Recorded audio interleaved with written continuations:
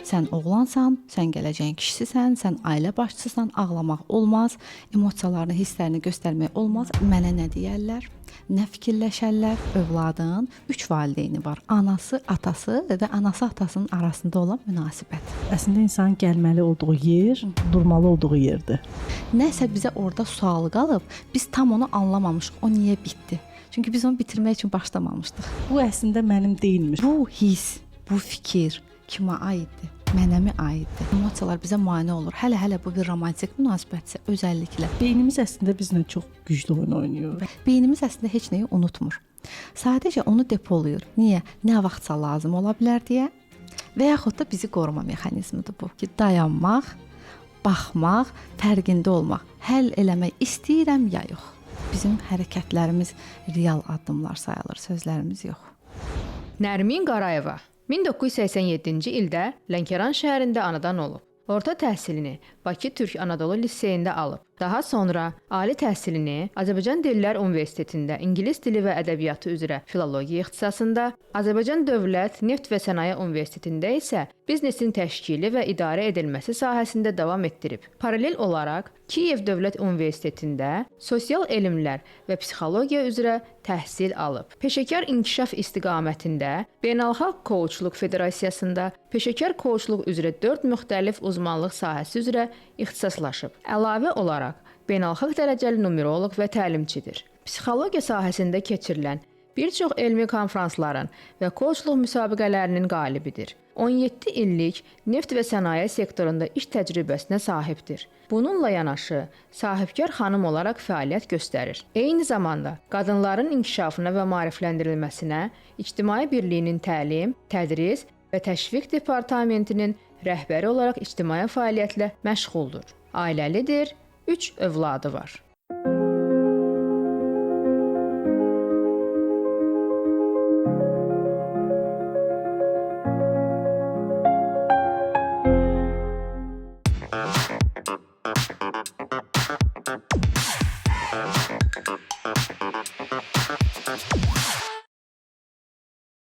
Nərmin xanım, xoş gördük. Xoş gördük Aytən xanım. Nərmin xanım, keçmişin qorxuları bizim bu günümüzə necə təsir göstərir? Əslində bu suala mənə elə gəlir ki, hər kəs fərdi yanaşsa çox maraqlı olardı Aytən xanım. Çünki biz qorxulardan dırnaq arasında deyəcəm, doğru şəkildə istifadə edərək yol alsaq, bu bizim inkişafımıza xidmət edəcək. Qorxular bizim inkişafımıza yol göstərəcək. Bəli, inanın ki, belə bir şey mümkündür. Doğru yanaşma ilə doğru yol tapmaq həmişə mümkündür. Bunlar hamısı bizim o qorxunu necə tanımağımızdan, onu qəbul eləməyimizdən və qəbul elədiyimiz yolda necə o qorxu ilə işləməyimizdən asılıdır. Necə işləyək? Qorxunu doğru yolumuza necə çəkək? Ümumiyyətlə, istənilən bir məfhumla məşğul olmağın ən gözəl yolu birinci onu qəbul etməkdir. Bu qorxunu tanımaq, bilmək ki, misal üçün, mən hündürlükdən qorxuram. Nərmin olaraq mən bunu qəbul edirəm ki, mən hündürlükdən qorxuram. İngilislər demiş, it's okay. Heç problem yoxdur. Tamam, mən bunu həll etmək istəyirəm. İkinci sual, bəli istəyirəm. Həyatımın müəyyən mərhələlərində bu mənə mane olur. Misal üçün, necə həll edə bilərəm? Əlbəttə ki, çox yaxşı olar mütəxəssislə çalışmaq. Çünki hər zaman bizi kənardan görən göz bizi daha şəffaf görür, daha professional, daha gözəl yönləndirə bilər. Özümüz də özümüzlə işləyə bilərik. Məsəl üçün, öz şəxsi belə təcrübəmdən sizlə paylaşım ki, hündürlük barədə yalan deyərəm. Ancaq ümumilikdə mənim öz belə deyim, metodikamda, öz təcrübəmdə mən qorxularımla işləməyin ən gözəl yolunu çəkindiyim, ancaq mənə gələcəkdə xidmət edəcəksə həmin qorxumun nəticəsində gördüyüm iş, daha doğrusu qorxumu düzəltməyin nəticəsində görəcəyim iş. Mən onun üzərinə gedirəm. Bəli. Misal üçün insanlar var ki, toplum qarşısında, auditoriya qarşısında çıxış eləməkdən çəkinir. Doğru. Rədd edilməyə qorxusu və yaxud nə vaxtsa kimsə ona deyim ki, sən yetərincə yaxşı deyilsən, nə bilim, çəkisi ilə bağlı və yaxud hər hansı bir ifadə şəkli ilə bağlı tənqid olunub.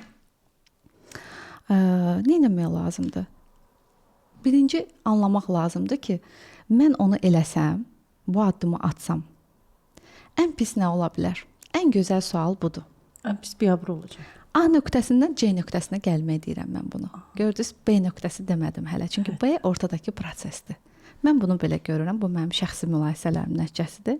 Ən pisi mən biabır olacağam. Mən biabır olmağı gözə alıram və çıxış edirəm. Doğru? Siz deyirsiniz ki, elə eləyək. Siz niyə biabır olmaq barədə düşünürsüz? Nə baş verə bilər ki, siz biabır ola Ən bilərsiniz? pisi deyirik biz ona görə deyirəm. Bəli, mən. bəli. Ha, Biabır olmaq sizin üçün nəyi ifadə edir?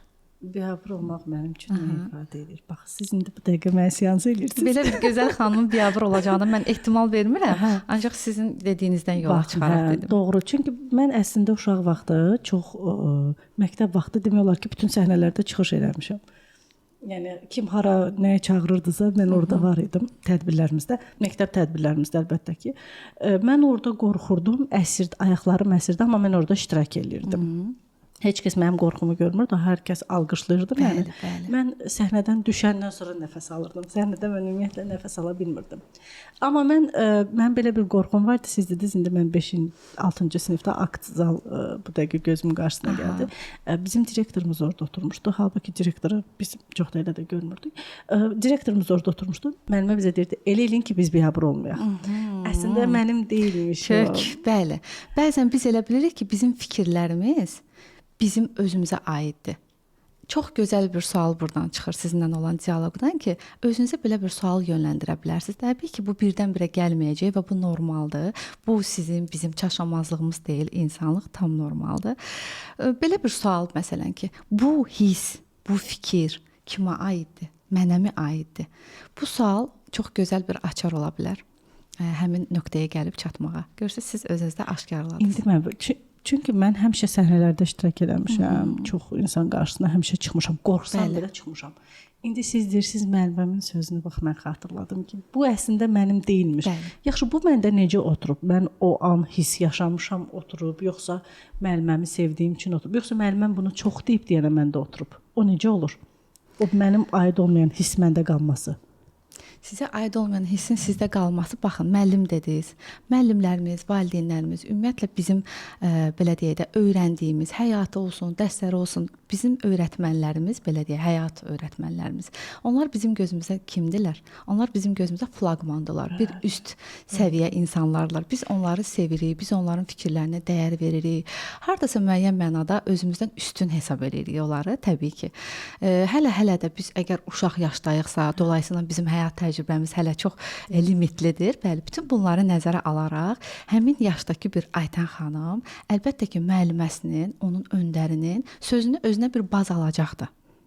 Ancaq nə gözəl ki, siz həmin sözü özü nə qədər sizə təlqin olunmuş olsa belə, artıq araşdırmaq lazımdır. Müəllim ona niyə deyib, seans olmasın deyə ora enməyəcəm. Ancaq əlbəttə ki, siz bundan motivasiya kimi özünüzə istifadə eləmisiniz. Nəticə olaraq da bugün biz sizlə üzbəüz bu söhbəti eləyirik. Siz yeri gələndə həm ön plandasınız, həm uğurlu bir xanımsınız. Bütün bunlar bayaq mənim başda dediyim məsələnin üstündən gəlir çıxır ki, bəli, bizim qorxularımızı yenməyin, əlbəttə bunu hamıya aid eləmək olmaz. Orada alt faktorlar var. Oralara getmirəm. Söhbətimiz dərinləşəcək yoxsa, ancaq mümkün qədər güclü xarakter xüsusilə də varsa, biz onun üzərinə getməklə ancaq onu çox böyük faizlə həll edə bilərik. Başa düşəcək ki, əslində qorxmalı heç nə yox idi. Bir addım. Bir addım. Bəli. Sadəcə bunu mən deyim, beynimiz əslində bizlə çox güclü oyun oynayır. Bəli. Həddindən artıq. Yəni bir beyni müşahidə etsək, özümüzün, deyim ki, bir 3 saatlıq müşahidə etsən, sən milyonlarla oyunun şahidi olacaqsan. Misal olaraq deyim, dünənlərim mən qarşıma məqsəd qoymuşam ki, hər gün səhər 40 dəqiqə də olsa gəzim. Səhər buna bayağı bir vaxtım var. 3 gün beynim mənə allatdı. Sonra başa düşdüm ki, beynin oyunudur. Aytən qırğınan get gəz. Getdim, gəzdim. Biz 5-ci mərtəbə qalıb. 5-dən 1-ə düşənə qədər elə bilirəm ki, çox soyuqdur. Əynimi qalın geyinirəm. Mənə elə gəlir ki, küləyin səsi daha möhkəmdir. Düşürəm aşağıda görürəm ki, yazdı. Əslində beyin təzədən bir şərfi çıxardıram falan, beşməkan gəzirəm. Gəzənə qədər beynimin çıxartdığı oyunlar dəhşət idi də, yəni ki, orada da bir proses başlayır. İndi mən bu tərəfini deyirəm, amma komfortdan çıxmaq istəyirəm. Komfortdan çıxmaq istəyirəm, bəli. Evdə oturmaq istəyirəm. Məni ən çox yaralayan mövzulardan biri ətrafımızda gənc xanımlar da çoxdur, gənc bəylər də çoxdur. Onların hamısının dediyi bir söz var ki, əşi hamısı eynidir. Əşim nə olacaq ki, münasibəti qursam. Əslində baxırsan ki, o bugünü yox, dünənki hansısa hadisələrin aynalayır və qarşındakıları artıq keçmişindəkilər kimi görür. Bəli. və yeni hədəfi yoxdur. Bu da qorxunun bir növüdür əslində. Bəli. Əslində bu dediyiniz də bayaq toxunduğumuz məqamla eyniləşir məna etibarilə. Biz ümumiyyətlə yaşadığımız hər hansı bir hadisənin təsirində qala bilərik. Bu artıq bizim orada individual yanaşmamızdan asılıdır. Emosional bizim nə dərəcədə özümüzü inkişaf elətdirdiyimizdən, həmin məsələnin məhz həmin məsələ ilə qapandığını biz ondan işlədikmi, o məsələ ilə işlədikmi, misal üçün siz münasibətlərdən nümunə gətirdiniz Aytən xanım. Tutaq ki, mən bir xanımam, keçmişdə bir münasibətim olub, misal üçün deyirəm. Mən həmin məsələnin və bitib həmin münasibət. Mən öz-özlüyümdə analiz eləyirəm. Bu insan mənim qarşıma niyə çıxdı? Mən o münasibəti necə yaşadım və bu münasibət bitibsə, mənim həyatıma olan o təsirini, mənim həyatımda həmin insanın xidməti demək ki, bitib. Xidmət əlbəttə dırnaq arası deyirəm. Çünki bildiyiniz kimi hər bir insan, hər bir situasiya bizim həyatımızda bizə xidmət etmək üçün, bizi bir yerlərə gətirmək üçün gəlir, heç nə əbəs yerə deyil. Sadəcə mən buna baxmaqla görmək arasındakı fərq deyirəm həmişə. Biz dərinlərə düşə biləndə, özümüzü müəyyən qədər də olsa analiz eləyə biləndə, biz artıq o yerdə qalmırıq. Biz nə edirik? İnkişaf edirik.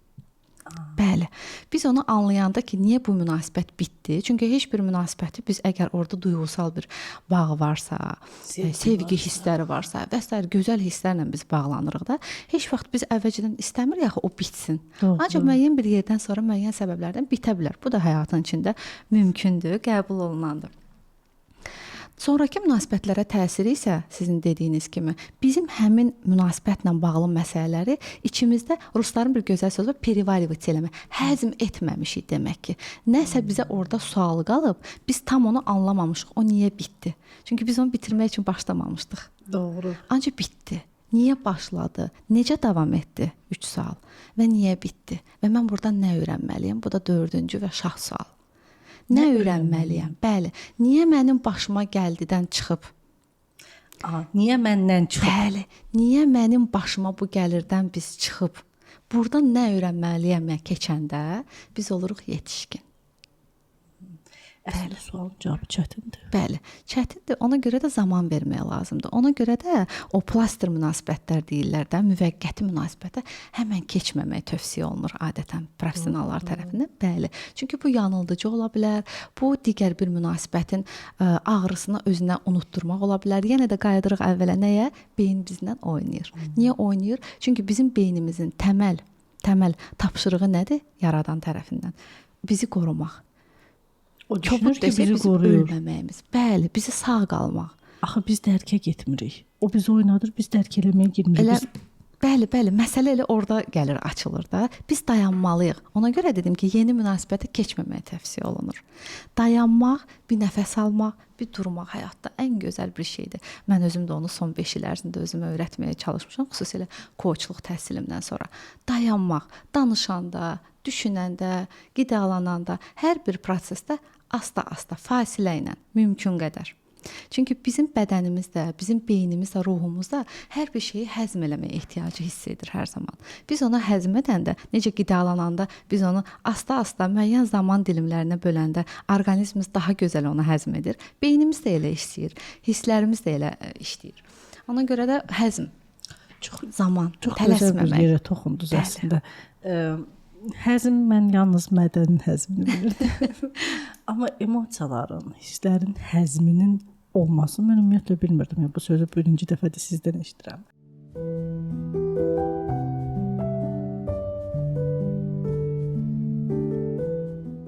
Çox dəyərli Sağlam Həyat kanalının izləyiciləri, nəhayət ki o gün yetişdi. 30 noyabr 2025-ci ildə Nizami Kinoteatrında bizim ən çox sevilən qonaqlarımızdan İradə İmanova, Vahid Məcidov və Müşfiq Ötkünlə bərabər 4-5 saatlıq bir görüşümüz olacaq. Bu görüşdə istəyirik ki, siz də bizimlə olasınız. Videolarımızda bizi tək qoymadığınız kimi görüşümüzdə də yanımızda olmağınızı istəyirik. Təşəkkür edirəm. Sağ olun.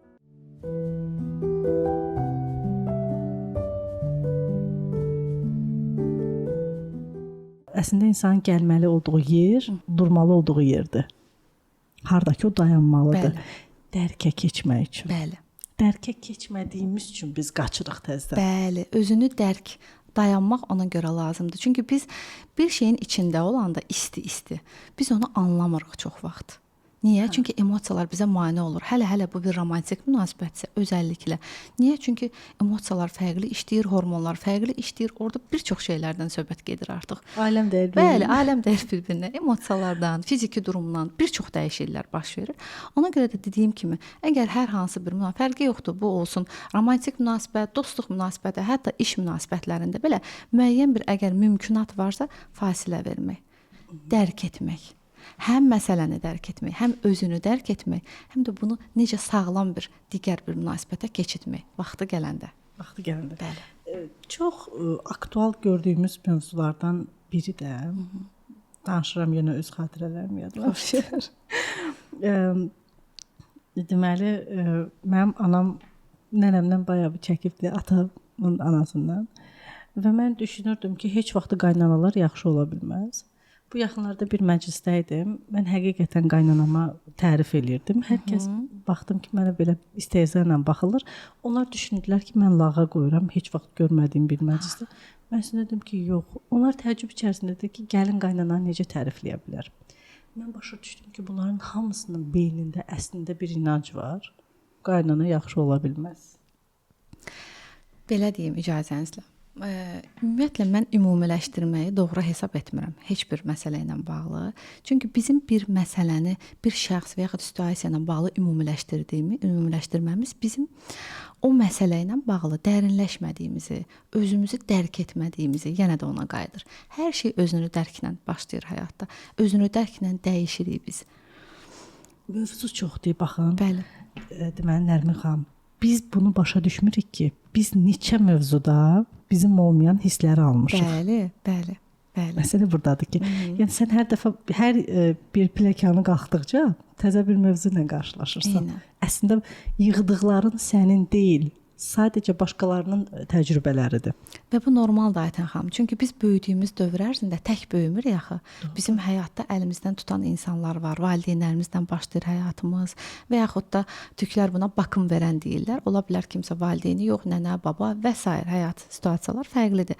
Bizə baxım verən, yəni bizi böyüdən şəxslər, daha sonra bizim bağça, bizim məktəb, institut və s. yəni situasiyalara görə dəyişir bizim o əlimizdən tutan insanlar və onların fikirləri bizə də dolayısıyla keçmiş olur. İndi məsələ də burasındadır ki, deyir o söhbətin Mustafası orasındadır ki, bəli.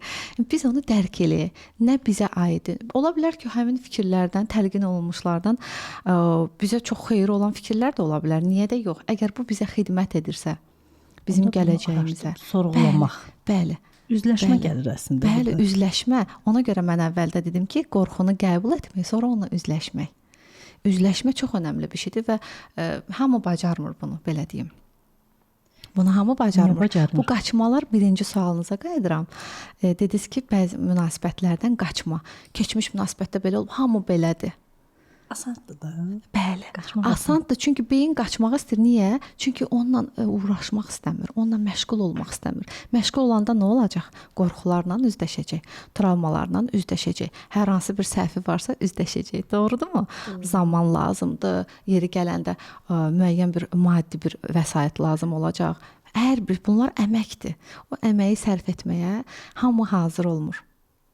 Belə olmayanda da axı sən gün keçirdirsən, yaşamırsan. O artıq qalır şəxsin özünə də Aytən xanım. Qalır şəxsin özünə, artıq onun emosional dərəcədə nə qədər özünü inkişaf elətdirdiyinə, ümumiyyətlə həyatdan nə istədiyinə. Yəni insan var ki, bir yerdən sonra deyir ki, mənə belə xoşdur. Belə də olur yəni. İnsan da var deyir ki, yox mən özümü dəyişəcəm, üzərimdə işləyəcəm. Bu məsələdə nə öyrənməliyəm, onu anlayacağam. Hər şey istəklə başlayır. Çox qəribədir. Necə düşünürsüz? Xatirələrimiz travmalarımızdır, yoxsa? Əlbəttə, bayaq dediyim kimi ümumiləşdirmədən deyəcəm. Bütün xatirələrimizi buna aid eləmək düşünürəm ki, haqsızlıq olardı. Mən özüm xatirələrə dalmağı, ümumiyyətlə keçmişlə bağlı gözəllikləri xatırlamağı çox sevirəm. Ona görə hamısına onları aid eləməzdim.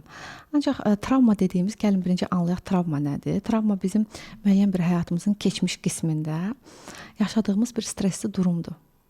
Nə vaxt ki, biz o streslə başa çıxmadıq, Onu həll eləyə bilmədi və yaxud həll eləmək istəmədi və yaxud ümumiyyətlə anlamadıq ki, onu həll etmək lazımdır. Bu variant da var. Bundan çox da danışılmır. Bəli, biz fərqində olmuruq. Aha, fərqində olmuruq. Bəli. Biz məsuliyyəti götürmürük onda. Ümumiyyətlə dərk eləmirik. Dərk eləmirik. Belə bir variant olaraq deyirəm. Əlbəttə həmişə belə olmur. Ya da ola bilər ki, həmin an sadəcə olaraq tək köməksiz qalırıq. Çünki yaş məsələləri var axı. Məsələn 5 yaşında, 3 yaşında, lap 10 yaşında uşaq necə özünə müəyyən bir situasiyada kömək eləyə bilər? Elə bir situasiya baş verə bilər ki, orada mütləq ki, böyük tərəfindən bir əl uzadılmalıdır ona. Ancaq o orada onu tək yaşadı. Doğru. Amma o onu unutdu. İndi beyinə qayıdıram yenə də. Hər şey beyinlə bağlıdır. Bəli. Bizim beynimizdə hipokampus deyilən bir hissə var. Bəli, bizim başımızın arxa tərəfindədir. O bir depodur Aytan xanım. Bu hipokampus nə edir? O depolayır.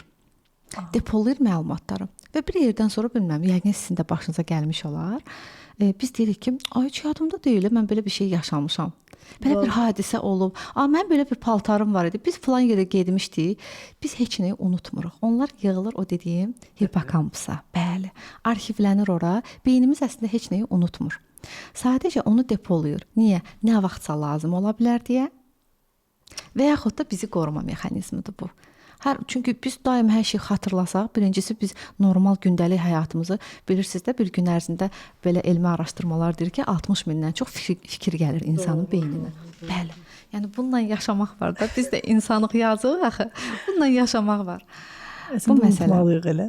Bəli, müəyyən qədər dırnaq arası unutmaqdır. Bu dediyim kimi, onlar yığılır bizim hardasa o şuur altımıza. Əgər biz nəyəsə işləmək istəyiriksə, oradan çıxır, gəlir. Ona görə də psixoterapiya, müəyyən o şuuraltı indi hal-hazırda işləyən terapistlər var.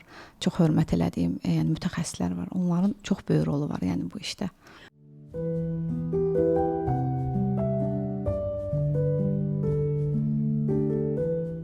Çox dəyərli izləyicilərimiz, mən sizə çox təşəkkür edirəm izlədiyiniz üçün, kommentlər bildirdiyiniz üçün, kanalımıza abunə olduğunuz üçün.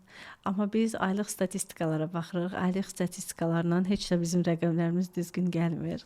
Baxırıq ki, izləyici sayı, izləmələrimiz real daha çoxdur, amma izləyici sayında isə rəqəmlərimiz artmır.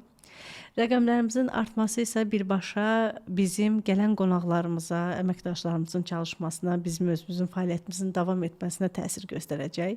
Bu sizin üçün çox sadəcə bir düymə basması ola bilər, amma bizim üçün isə böyük bir əhəmiyyət kəsb edir. Hər birinizdən çox xahiş edirəm. Bizə dəstək olmaq üçün mütləq şəkildə kanalımıza abunə olun. Kommentlərinizi həmişəki kimi əsirgəməyin və bu yolda bizi tək qoymayın. Təşəkkür edirəm sizə.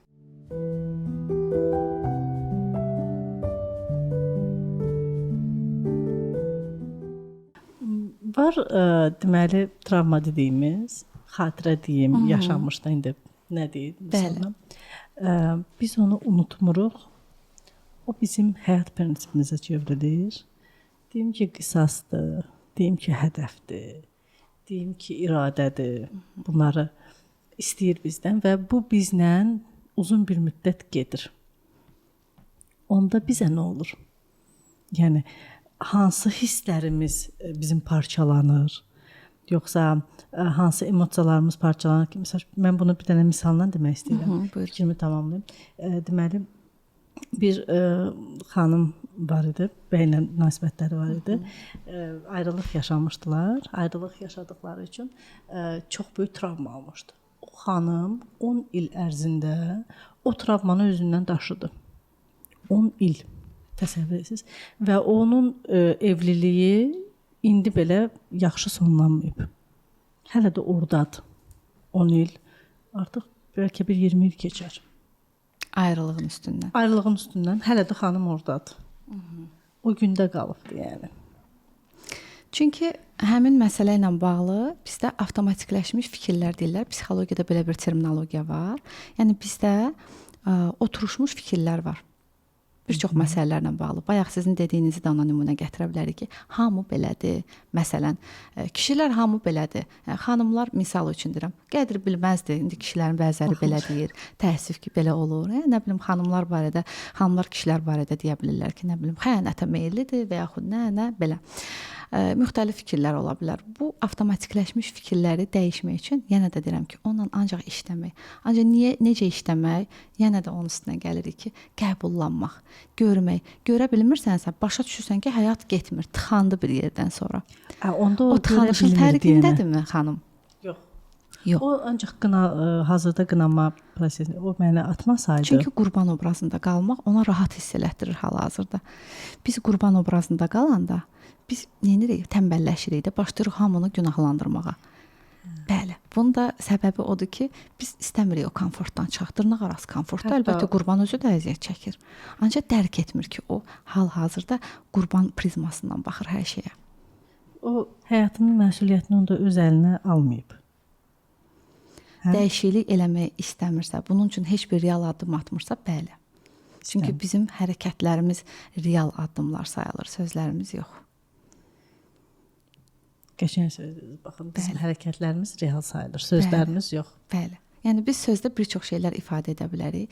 Misal üçün deyirəm, insan var ki, deyir ki, mən çəki almışam, kilo almışam, misal üçün. Bir 10 kilo vermək istəyirəm. Baxırsınız ki, bu 10 kilo, oldu 15 kilo, oldu 20 kilo və s. Zaman keçir üstündən. Ancaq insan durmadan şikayət eləyir. Ancaq heç bir real addım atmır bundan bağlı. Hərəkət lazımdır. Bəli, hərəkət lazımdır. Hərəkətlər həmin istəyimizlə bağlı nəticələri təyin edir çünki. Onda hərəkətə keçəndə beynimizdə nə baş verir? Hərəkətə keçəndə beynimizdə nə baş verir? Əgər biz daim bir həmin situasiyanın içində olmuşuqsa, misal üçün qayıdaq o xanımın münasibət mövzusuna qayıdanda, xanım bir neçə illərdir ancaq şikayət edir. Mənə belə əziyyət verdi, qədrimi bilmədi, elə elədi, belə elədi və s. Düzdürmü?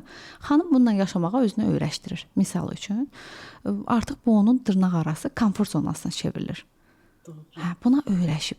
Ona görə də sual orada gəlir ki, bu xanım bunu doğrudan dəyişmək istəyir, yoxsa sadəcə o bir Aytən xanımla oturub bir çaşka çay içəndə, bir fincan çay içəndə söhbət mövzusudur onun üçün. Baxın, məsələ bundadır. Ümumiyyətlə Aytən xanım belə bir mövzuda toxunmaq istəyirəm bağlantılı olaraq əsas mövzumuza.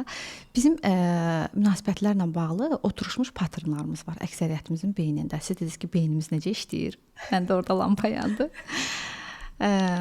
Bu oturmuş paternlar necə işləyir? Biz ümumiyyətlə həyatı valideynlərimizin gözü ilə, dolayısıyla metaforik desək, valideynlərimizin pəncərəsindən tanıyırıq da. Çünki biz valideynlərimizin ailəsində dünyaya gəlirik deyə, onlar bizə həyatı necə təqdim eləyir, elə öyrənirik. Ona görə bir gözəl söz var. Deyirlər ki, bir övladın 3 valideyni var. Anası, atası və anası atasının arasında olan münasibət. Bəli. Ona görə də biz valideynimizin bizə olan münasibəti və onların aralarındakı münasibət paternlarını gələcək həyatımızda bəyənməsək belə, hətta bəyənsək də, bəyənməsək də, bəli, müəyyən qism biz meylli oluruq onları təkrarlamağa. Bəli. Çünki biz, o bir söz var, deyir, aşıq gördüyün çalar. Bəli, biz nə görürük, onu təkrarlamağa meylliyik. Ona görə deyirlər qınama. Bəli, qınama məsələsi. Bir sizə real case danışım. Əlbəttə o privatlığı qoruyaraq.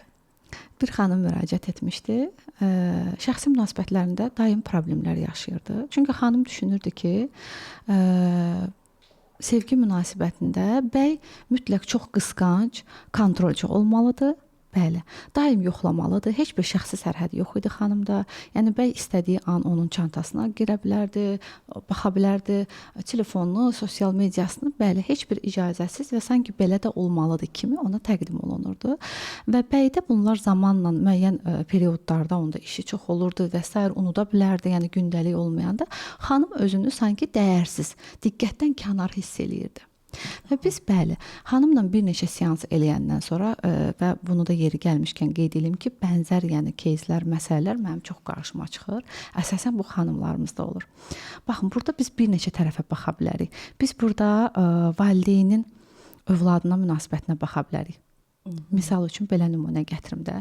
Tutaq ki, bizim valideynimizin hər hansı biri bizə daim hiss elətdirir ki, biz ancaq özümüzü kontrol altında hiss eləməliyik.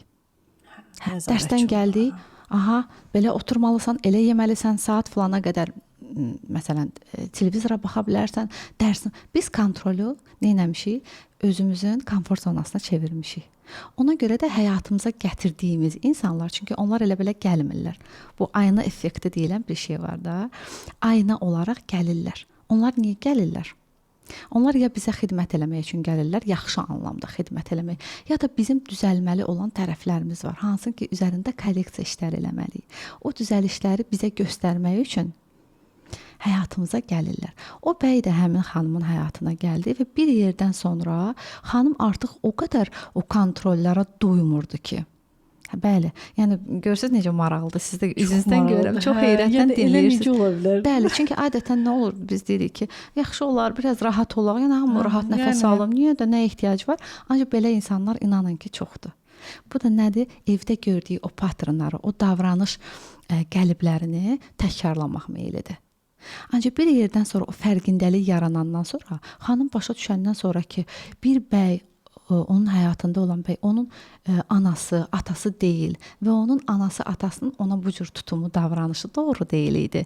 Əslində sağlam münasibət üçün kontrolə ehtiyac yoxdur. Bir-birinə güvənmək də sağlam sevgidir əslində. Bunu anlayanda, bəli, bu fərqindəlik yarananda artıq insan bir növ ayılmış olur.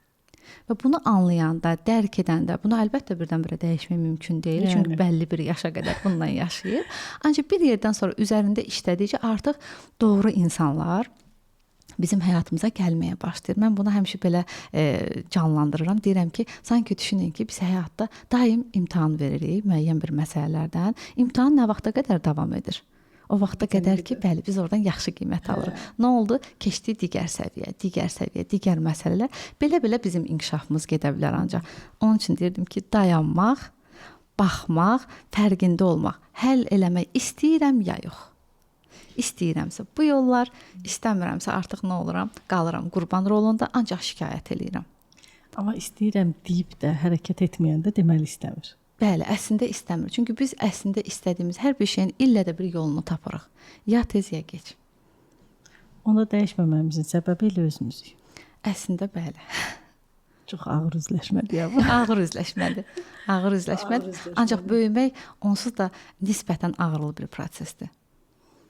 Amma bəzən olur ki, bax, məsəl üçün məndə var belə bir şey. İstəyirəm. Üfüq görmüşəm, amma gedə bilmirəm. O da qorxudur görəsən. Əlbəttə. 2 sual. Doğrudan getmək istəyirsiniz irəliyə, yoxsa olduğunuz yer sizi qane edir? Əslində getmək istəyirəm. Əslində getmək istəyirsinizsə, Cığırı tapmamışam. bəli. Cığırı necə tapa bilərsiniz? Addım ataraq. Addım atmışam, amma demişəm, etməmişəm də. Sadəcə məsəl orada bir məsələ var orada. Bir xanıma demişəm ki, sən mənə burada kömək eləyərsən, o da deyib, sevə-sevə mən sənə kömək eləyərəm. Amma həmən o xanım zəng eləyir mənə də, həmən fırladıram ki, belə eləyərik, belə eləyərik. Deməli, mən qaçıram əslində. Qaçırsınız. Nədən qorxursunuz? Bənzər situasiyada olmusunuz, yoxsa ilk dəfə eləyəcəksiniz? İlk dəfə eləyəcəm onu. Ola bilər, ilklər bəzən bizi qorxuda bilər. Ancaq yadınıza salın da o balaca Aytən. Haçan ki, müəlliməsi deyirdi ki, biabır olarıq ha, ancaq biabır olmadı. Olmadı, yox. Bəli. Ona görə də Çox bir dəfə riskə qəribədir. gedib şampan içib ömürlük xoşbəxt olmaq olar. Ruslar belə deyir də. Tam razıyam.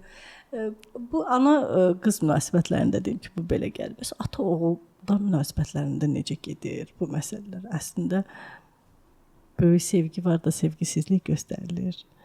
Bəylərimizin, mən həmişə bəyləri düşünürəm ki, onların burada böyük bir qəlbləri var, amma onlar heç cür bunu göstərə bilmirlər. Çünki onlara sən kişisən, qəlbləri çox böyük odsturulubdur.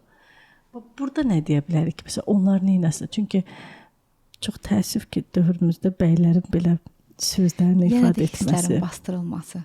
Yenə də hisslərin bastırılması, yenə də ailədən gələn qəliblər. Çünki biz adətən nə qədər ümumiləşdirməyi sevməsəm də, ancaq yəqin razılaşarsınız ki, bizim böyüdüyümüz, belə deyək, cəmiyyət, mentalitet olaraq, mental dəyərlər olaraq bizdə adətən necədir? Sən oğlansan, sən gələcəyin kişisisən, sən ailə başçısısan, ağlamaq olmaz, emosiyalarını, hisslərini göstərmək olmaz. Əlbəttə, hər ailəyə aid deyil. Mən özüm də bir ana olaraq çalışıram ki, bu səhvə yol verməyim. Çünki oğlan da bir insandır. və artıq yaradılışdan o onsuz da güclüdür. Hər birimiz güclüyük. Sadəcə bizim güclü olduğumuzu bizim valideynlərimiz bizə deməlidirlər. Valideyn düşünməməlidir ki, övlad bunu onsuz da bilir. Bəli, biz onsuz da yaradılışdan bir çox şeyləri bilirik. Əksəriyyətimiz. Əlbəttə ki, çünki bizim genofondumuz var. Doğru. Bəli. Bəli, bəli. Bu çox dərin mövzudur.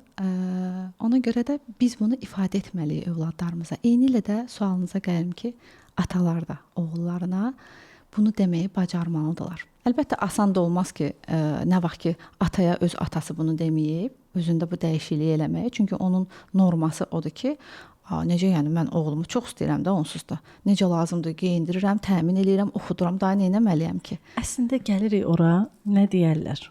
Nə Deyir deyərlər? ki, oğlum Bəli. hissini göstərdim. Adi primitiv, yəni öz ailəsinə sevgisini göstərdi.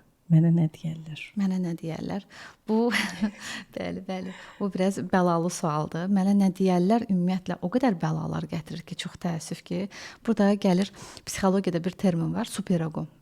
Superego nədir? Ayta xanım, bu cəmiyyətin bizi idarə etmə formasıdır əslində. Cəmiyyətin bizi idarə etməsi formasıdır. Yəni ki, mənə nə deyərlər, nə fikirləşərlər. Bizdə superego o qədər inkişaf eləyib ki, kaş ki başqa tərəflər daha çox inkişaf eləyərdi. Və bu təsirlər bizim o emosiyalarımızı, özümüzün, partnyorumuza qarşı yeri gələndə, övladlarımıza qarşı, sevdiyimiz dostlarımıza qarşı o sıxma boğmaya salmamıza, onları gizlətməyimizə, kölgələməyimizə mane olur. Nə deyirlər? Bundan biz qınanmaqdan qorxuruq. Qınanmaqdan və yaxud da hissləri ifadə etmək bizdə əksərən, əlbəttə həmişə hamıya aid deyil, yəni deyirəm, ümumiləşdirmirəm. Əksərən zəiflik olaraq anlatılır. Yəni sən emosional olsan, hisslərini çox bildirsən, məsələn, ata düşünür ki, mən övladımı, oğlumu tutaq ki, çox qucaqlasam, oğlan deyir, o kişidir, necə yəni mən ciddi davranmalıyam ona. Zaten ciddisən də, axı o sənin övladındır. Çünki bizim necə davranmamız övladlarımıza gələcək, bu nəsil zənciri deyilən bir şey var da, əminəm ki, eşitmisiniz bu barədə. Yəni nəsildən nəsilə bizdə təkcə bizim fizioloji elementlərimiz ötürülmür.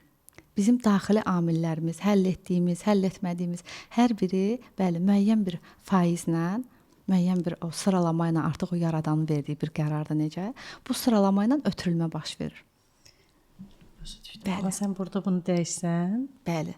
Ona görə də insan öz üzərində işləyəndə, özünü dəyişəndə, mən bir çıxışımda o günlərdə qeyd elədim, xanımlarla bağlıdır. Dedim ki, bir xanımın özünü dəyişməsi, yaxşıya doğru inkişaf etdirməsi, bir ananın özəlliklə, bu bir övladın, bu bir nəslin, ailələrin dəyişməsi deməkdir. Bəli, o zəncirin yaxşı anlamda orada artıq qırılması deməkdir. Yeni həyatlara günəşlərin doğması deyərdim mən. Çünki bu günlərin biz də baxıram ki, mən də özümdən asılı olmayaraq bəzən anamdan aldığım, şuursuz aldığım, yəni şuursuz aldığım, anamın da bilmirəm hələ özünün yoxsa özünün deyil. Əlbəttə ki, o mövzular çox dərindir. Çox belə sual məsələsidir. Baxıram ki, bir neçə şeyi qızıma demişəm əvvəl. İndi baxıram ki, mən ona başqa nə isə deməsəm də, deyir ki, mama, yox, mən bunu eləmək istəmirəm, orada bu məsələ var. Mən baxıram ki, mən harada səhv eləmişəm ki, o bunu eləmək istəmir. Məsələn, bu günlərim ad günüdür, mən deyirəm ona ki, başqa köynək giyin, məktəbə get. Yox, heç kim giyinmir, deyir. Mənim 7 yaşında uşağım heç kim giyinmir deyənə, artıq onun beynində belə bir fikir formalaşır. Mama, mən onu giyinə bilmərəm, deyir. Heç kim heç vaxt giyinməyib. Deyirəm, sən giyin. Birinci sən elə deyirəm, sonra o birisilər də eləyəcək. Yox, nə danışırsan, mən qorxuram, mənə açılır. Mən onunla mübarizə edə bilmədim, yəni. Mən ona başqa köynək giyindirə bilmədim. Fərqlənməkdən qorxur. O da hardasa bir rədd olunmaq, bir necə deyim, niyə belə? Qəbul olunmaz. Yəni bu fikirlər. Artıq bu onda gedibdir. Bəli. Ancaq bu deməkdir ki, həmişə belə davam eləyəcək.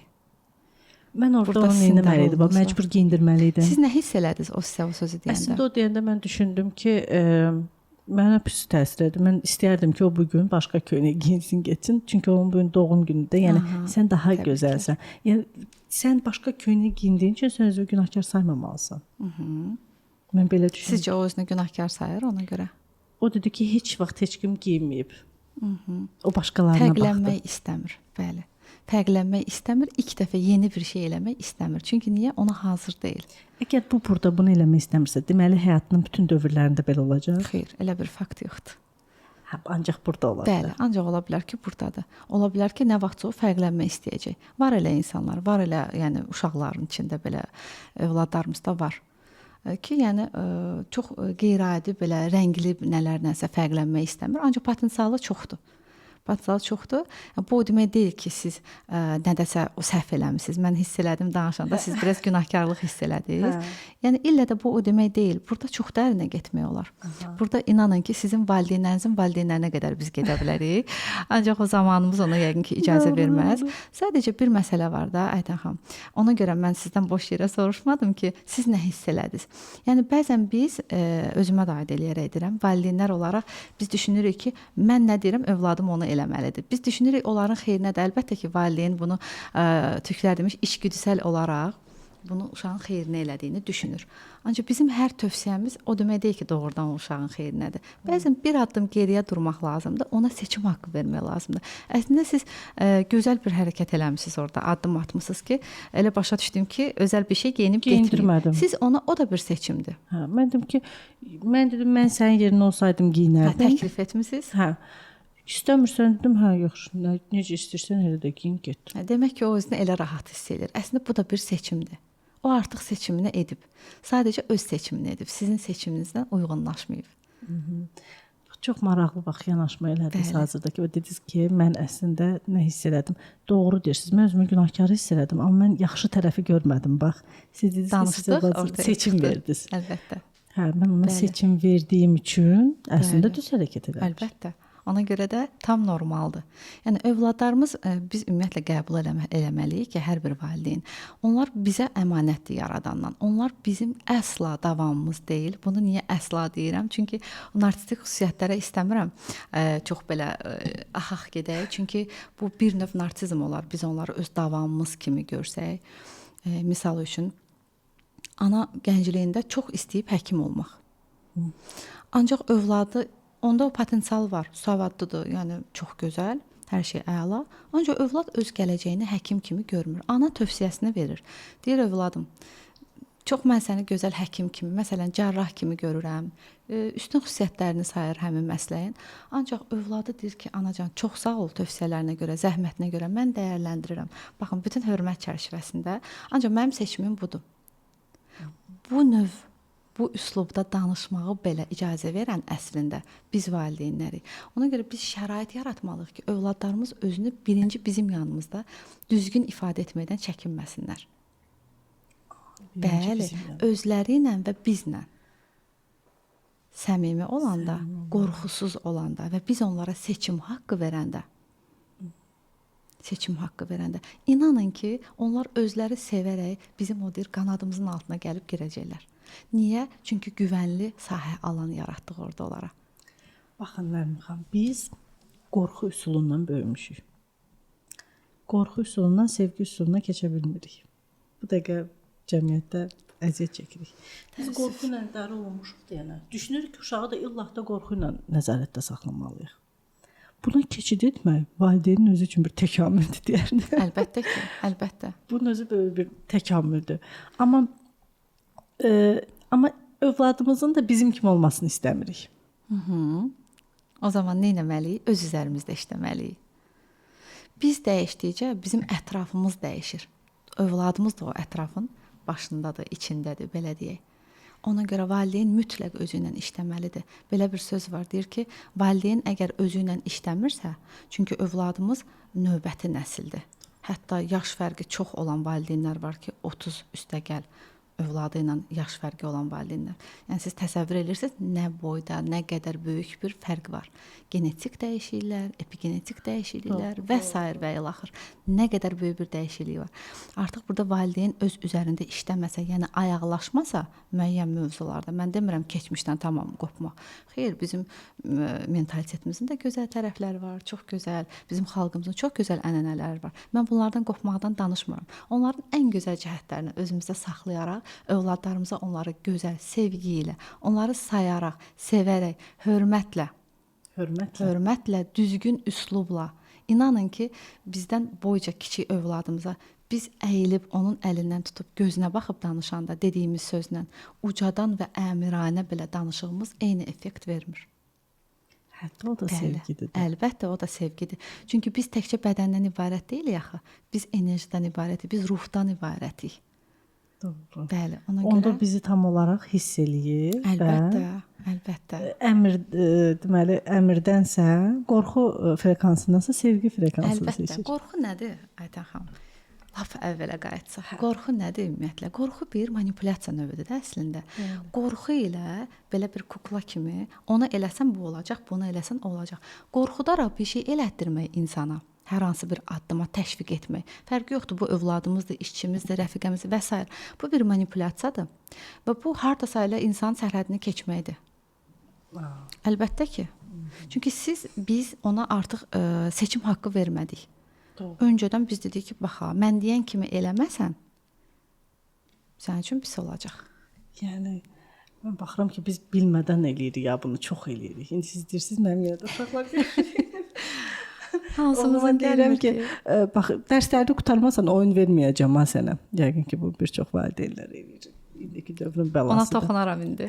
Hə, xahiş edirəm açınında. Sevə-sevə. Çox gözəl bir məqama toxundunuz. İcazənizlə biraz genişləndirək onu. Bu çox önəmlidir. Niyə? Çünki biz dediyim kimi yenə qəliblərə qayıtsaq, əgər biz elə davransaq övladlarımıza, qızım dərsləri elə filan vaxta qədər, yenə də deyirəm, bu valideynin eləməli olduğu o müəyyən bizim hüdudlar var, müəyyən qaydalar var. Mən ondan çıxaq demirəm. Əlbəttə valideyn nəyisə icazə verməyə də bilər, vaxt da qoya bilər. Çünki uşaqlar da eyni deyil axı hamısı. Bununla da gələndə razılaşaq.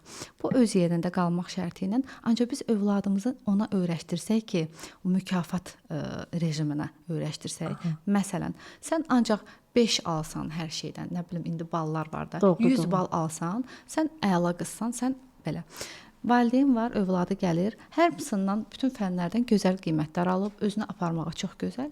Ayın müəyyən bir, məsələn, bir həftəsi uşaq xəstələnib, hansısa fəndən axsayıb. Valideyn necə reaksiya verir? Burada artıq o ключевой moment, yəni o açar məqam ordadır ki, yəni valideyn doğru yanaşmalıdır. Sən birinci uşağın müsbət tərəflərini də orada işıqlandıraq, necə gözəl olardı ki, mən bilirəm sən əlindən gələni eləmisən, mən bunu çox dəyərləndirirəm. Əminəm ki, gələn dəfə sən bunu düzəldəcəksən. İnanın ki, bəlkə heç o uşağın niyyəti belə yox idi onu düzəltmək. İnanın ki, o qol qanadlanacaq. Niyə? Çünki o gözünü valideynin gözünə dikib. Doğru. Bəli. Onların qanadı bizik. Hələ ki. Mən sizlə razıyam. Baxın, mən deyirsiz fərqinə varım. Deməli, mənim oğlum dərsindən dünən 2 dənə 5 alıb, sevə-sevə onu gətirib mənə göstərib. Görürəm ki, qızım da 4 dənə 5 alıb, o da mənə göstərir. Mən də onları öpürəm, qucaqlayıram, deyirəm, afərin. İndi öz-özümə deyirəm ki, yaxşı, bu 2 alanda mən buna nə deyirəm? Mən burada nə etməliyəm? İcazənizlə mən deyim. Öz yanaşmamda yenə bunlar, o analıq təcrübələrimlə artıq deyim. Mən necə eləyirəm? Bunun ortaq bir yolunu elə tapmışam ki, mən övladlarıma həmişə deyirəm, qızım, oğlum, əlindən gələn ən yaxşısını elədiyinə əminsən? Bəli, mama. Özüm də kənardan baxıram ki, görürəm doğrudan da uşaq yeməyi yeyir, heç istirahət eləmir demək olar, dərslə məşğuldur. Yəni bu belə deyək də, bu stakan bu qədər tuta bilərsə, Aytən xanım, biz onu nə qədər doldursaq, ya o daşacaq, ya o çatlayacaq. Uşaq da belədir, insan da belədir. Biz onu lazım olduğundan artıq yükləyəndə nə baş verir? Çat baş verir. Həm özündə, həm bizə də zərər yetirir. Ona görə də doğru yanaşma, qızıl orta. Bu mənim dediyim adətən yaxşı işləyir, belə deyək. Bəli, uşaq artıq o mükafat rejiminə də öyrəşməmiş olur. Çünki bunun sonrası da var, burada bitmir. Bəli, sonra deyir, öyrəşəndə ki, aha, mən ancaq 5 alanda yaxşı qızam, ya da yaxşı nəsə eləyəndə yaxşı oğlanam, deməli nə baş verir? Gələcəkdə biz belə ancaq bu rejimdə övlad böyüdəndə biz onu nəyə öyrəşdiririk? Mükafata. Yəni gələcəyin xilaskarı edirik onu, xidmətkarı da edirik hətta. Əslində. Bəli, o düşünür ki, sabah işdə, mən müdirimə ancaq ekstra nələrsə eləməliyəm.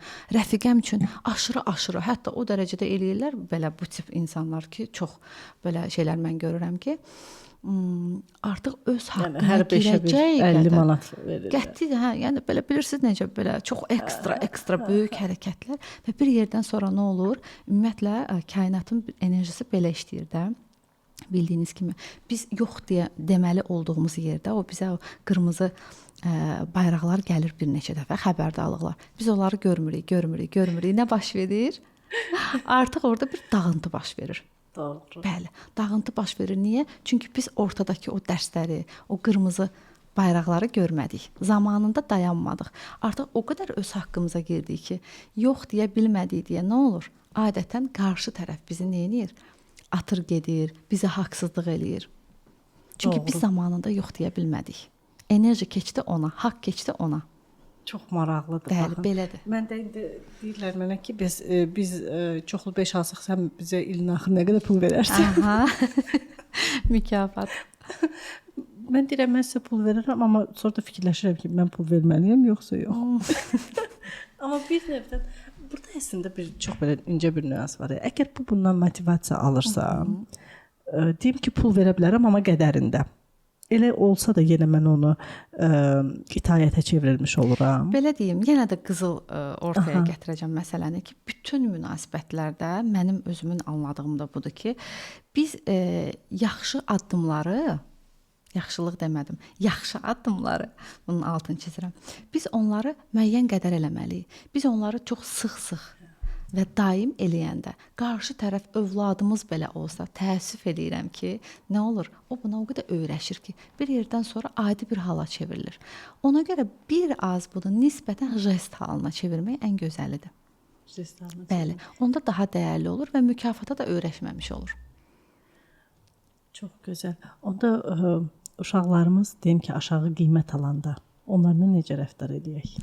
Yəni araşdırmaq ki, o aşağı qiyməti niyə alıb? Ümumiyyətlə özü bundan nə hiss eləyir? Nə hiss eləyir? Hər bir məsələyə mən, övladım, qarşı tərəf şikayət varsa bir mövzuda, biz ora gəlməliyik ki, mən burada nə hiss eləyirəm? Ən şah sual budur. Həqiqətən terapilərin də ən şah sualı budur. Dayan, düşün, nə hiss elədim? Ancaq dürüst ol özündən. Dürüst olanda, biz doğrudan nə hiss elədiyimizin fərqinə varanda, sonrası bir corab söküyü kimi gedir və düzəlir. Aydındır. Bəli. Hisslərimizi Fərqində olmaq. Bəli, görmək. Əslində bir növ mən buna belə deyirəm. Özünü dinləmək. Bəli, Ruhunu dinləmək, ruhunu dinləmək. Ruhunu Bəli, bundan dinləmək. biz qorxmamalıyıq. Əslində qaçdığımız da zaten kənar səsləri bu qədər çox sevməyimiz. Bəli. Qaçdığımız da elə özümüzü, Özümüzü. öz iç səsimizdir. Halbuki bir dəfə orada qalsaq, bir dəfə o belə deyə dırnaq arası deyirəm, o ağrını yaşamağı gözə alsaq, yəni çox şey dəyişiləcək artıq. Zövq. O anın zövqünü alsaq bir dəfə. Çox şey dəyişəcək. Çox şey dəyişəcək. Bəli, bəli. Və artıq eyni o tələlərə düşməyəcək həyatda. İmtahan Döngünü bitəcək, dəyişirik. döngümüz dəyişəcək.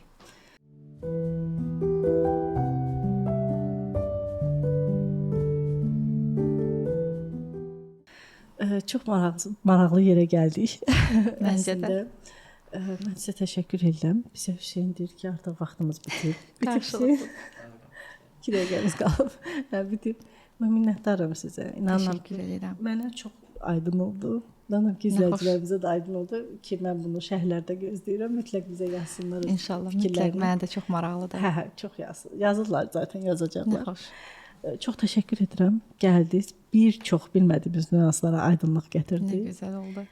Minnətdaram. Təşəkkür edirəm. Möhtəşəmsiz. Mənim üçün də çox xoş oldu. Gələn görüşlərə də edirəm. İnşallah. Təşəkkür edirəm. Sağ olun.